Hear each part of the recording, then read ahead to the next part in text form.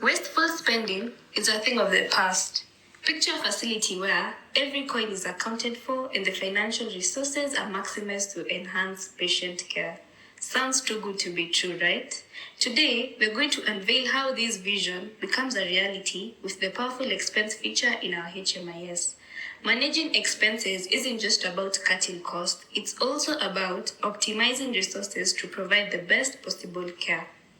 You'll discover that our HMIS is the ultimate tool for financial management. This is because the advanced expenses feature ensures precise tracking, efficient budgeting, and strategic financial planning. This means more resources for what truly matters, the exceptional patient care. Let's dive into how this transformative feature can drive your facility's financial health and operational excellence. In expenses, we have expense history and expense summary. In expense history, we're going to tackle on how to add an expense, create an expense type, upload receipts for proof of expenses, which is optional, archive and download receipts. When you want to add an expense, on the top right, you'll see the Add Expenses button, where you'll be able to search and select an expense type that already exists in the system.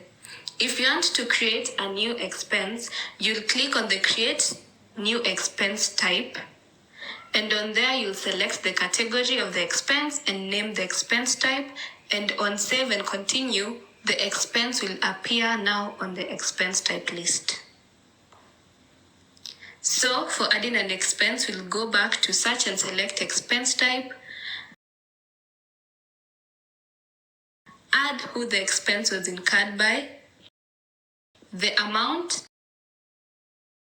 and the date the expense was incurred. And at the bottom, you'll be able to see an upload feature where the user will be able to upload a receipt as proof of expense. And just like that, on Add, the expense is added onto the system.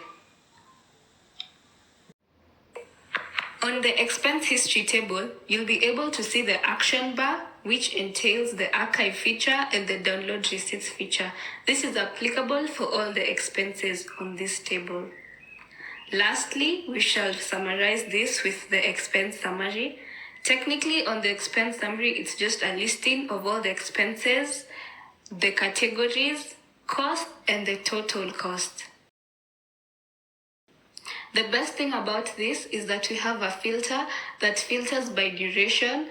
Mainly, you can use this to track trends for certain weeks or even months. That's it for the expenses feature on our HMIS. I hope you enjoyed this tutorial and learned something. Let us know of your experience. See you next time.